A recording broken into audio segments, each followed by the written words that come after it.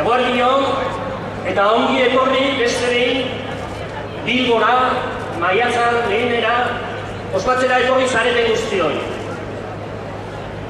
Urtero bezala, gelako militanteak eta lagunak bildu gara langileen eguna ospatzeko. Ezinbestez sindikatua dio aurtengo geroak.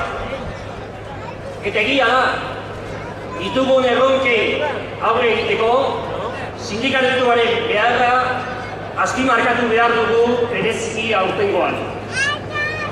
Langileak antolaturik sindikatuan, elkarrekin, indartsuago eta eraginkorragoak izateko. Hortxe dago gure egin behar. Quienes estamos aquí sabemos que necesitamos más que nunca el sindicato.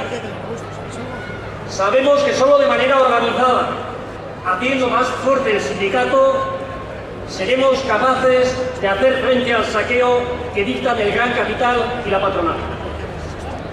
Solo con un sindicato fuerte podremos defender nuestros intereses de clase.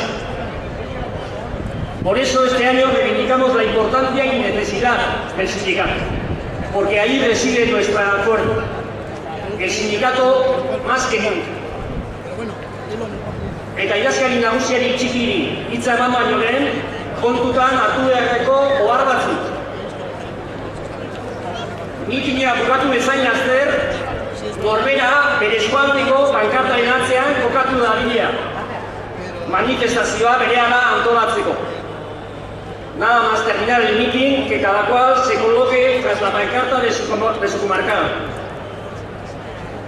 Egun honetan, makina aldarrikapen ditugu eta hori manifestazioan igerri egin behar da. Beraz, prestatu ditugun esloganak oihukatu behar ditugu ozenki.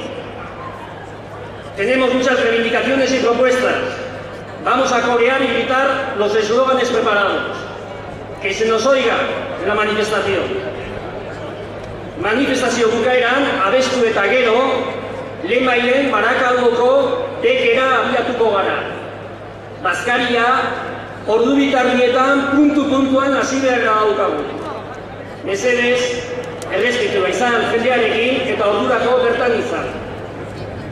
Tenemos que estar con puntualidad para las 2:30 en el DEC de Barakaldo, por lo que tras los cantos de final de la manifestación nos dirigiremos allí sin la mayor dilación. Un respeto con la hora y la gente, por favor. Eta besterik gabe, erako idazkari nagusiari txikiri ematen diogu hitza. Egun zoragarria pasa eta gogotiko sartu. Eutsi goiari eta